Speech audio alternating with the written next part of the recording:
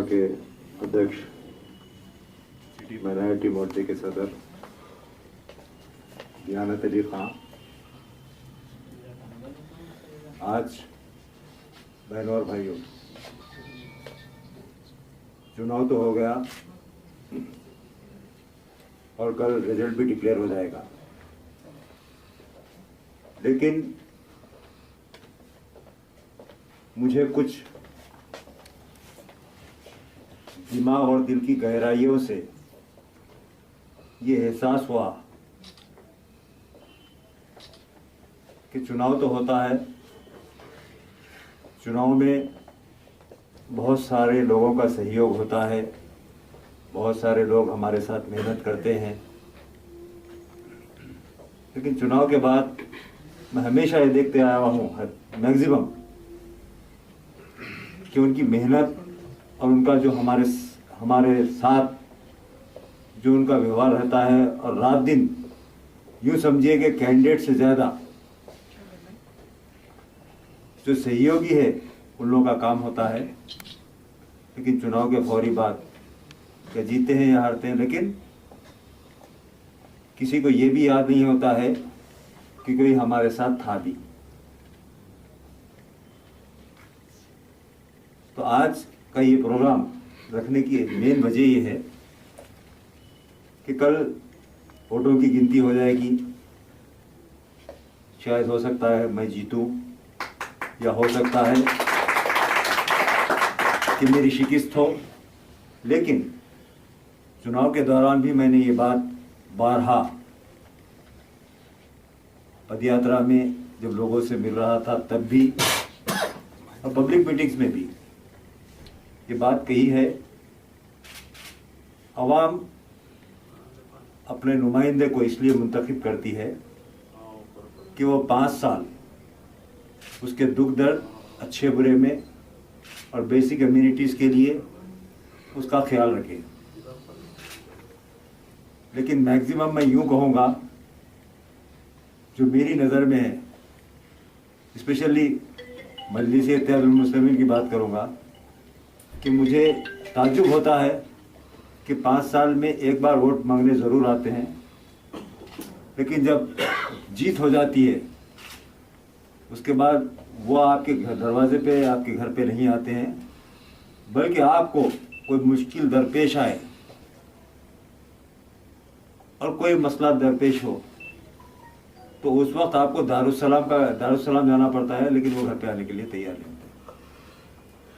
तो इसी ज़िमन में मैंने ये बात कही है कि जीत और हार ये तो तय है, कोई जीतता है कोई हारता है, लेकिन मैं बहादुरपुर की आवाम से ये वादा किया हूँ कि 5 साल चाहे मैं जीतूँ या हारूँ, 5 साल बहादुरपुर की आवाम के बीच में रहूँगा और वहाँ के आवाम के जो भी दुख दर्द और मुश्किलात हैं और जो भी काम है उसको अंजाम दूंगा।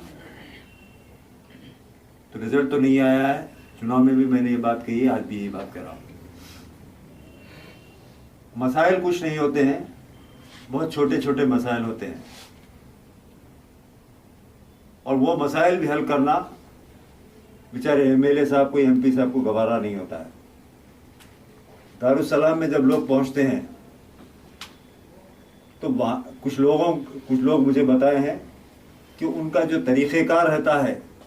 जो आवाम के साथ जो व्यवहार रहता है, वो काफ़ी तकलीफदेह होता है। वोट मांगने के लिए तो दर दर भीख मांगते हैं, लेकिन जीतने के बाद आवाम के साथ जो उनका तरीक़ेकार रहता है वो तो बहुत ही तकलीफदेह होता है। मुसलमानों के नाम पर बरसों से एमएलए एमपी बनते आ रहे हैं, लेकिन मुसलमानों का कभी भी भला नहीं कर पाए, कभी भी भला नहीं हुआ। चूंकि रिक्शा बंद हो गए, ऑटो पे आ गए लोग, रिक्शे वाला ऑटो चलाने लग गया, पंचर वाला वही पंचर बना रहा है, झोपड़ी में जो है वो झोपड़ी में ही है, ज़्यादा से ज़्यादा उसके एस्बेस्टॉस शीट पड़े होंगे। लेकिन शास्त्रीपुरम में एक महल भी तैयार हुआ है, बहुत बड़ा महल, 1962 से अगर हम चालू करेंगे, क्योंकि पहली मर्तबा उनके वालिद मोहतरम कॉरपोरेटर का चुनाव जीते थे और वो हालात, यानी जब से मैं होश संभाला हूँ मैं कई हालात और कई नशे व फराज देखा हूँ उनके लोगों के, लेकिन आज देख के बड़ा दुख होता है और तकलीफ होती है कि कुछ मुसलमानों का भी ख्याल कर लो जिसके नाम से आप वोट दे रहे हैं, उनका भी भला कर दो। क्योंकि हिंदुओं का तो मैं इसलिए नहीं बोल सकता हूँ क्योंकि उनकी पार्टी का नाम ही मजलिस इत्तेहादुल मुस्लिमीन है, मुसलमानों की मुत्तहिदा जमात। और अगर कोई हिंदू उस जमात में शामिल होता है, हिंदू उसमें इमाम में जॉइन होता है, चाहे वो एससी हो या हिंदू हो, तो मैं ये समझूंगा कि वो मुसलमान होगा, क्योंकि वो मुसलमानों की मुत्तहिदा जमात है। मेन मकसद आज जो ये प्रोग्राम करने का ये है कि मेरे साथ, अभी मैं लिस्ट पढ़ के सुनाऊंगा, जो मेरे साथ रात दिन लगे हुए थे और खाली इलेक्शन की फिक्र नहीं थी, मेरी सेहत की भी फिक्र थी उनको, मेरे खाने की भी फिक्र थी उनको, मेरा कदम कदम पे हर चीज़ की फिक्र थी। तो मैं वो लोगों को ना आज भूला हूँ, ना कल भूलूंगा, ना मरते तक भूल सकता हूँ। तो मैं सबसे पहले हमारे सिटी के सदर दियानत अली खां, उसके बाद नामों की लिस्ट सुना रहा हूँ क्योंकि कई नाम ऐसे हैं जो यहाँ पर मौजूद नहीं हैं। भारती कुत्तूर जी, हंसा बेन जी, शहनाज अख्तर बेगम, विशाखा जी, जयंती गोलेचा, उजागर सिंह सोधी, उजागर सिंह जी, राजेंद्र सिंह जी, एंड्री डेविड जी, बबलू जी, संदीप जैन जी, डॉक्टर इरफाना, संजय सिंह, सरवर हुसैन, खाजा खान सरवर, वसीम अब्बास, मोहम्मद फैयाज, मोहम्मद खलील खां, शेख अफजल, साहिर जुनेदी साहब, अहमद पाशा साहब, नसीर सुल्तान साहब, हकीम तैयबी साहब और हमारे जहाबिया जी जो सिटी जनरल सेक्रेटरी, उनकी कमी महसूस होने नहीं दी, मुर्तज़ा भाई और शोएब, खलील अफरोज, नईम खां और हमारे अब्बास भाई, विनोद यादव जी, महमूद थरानी जी, शब्बीर, सैयद अली साहब जो सऊदी से हैं, सिद्दीक और नसीर भाई, वजाहत, आकिफ, इरशाद, सरफराज, जावेद, फरीद कुरैशी साहब और भी कई नाम हैं। मुझे वोट कितने आएंगे, मैं जीतूंगा या हारूंगा,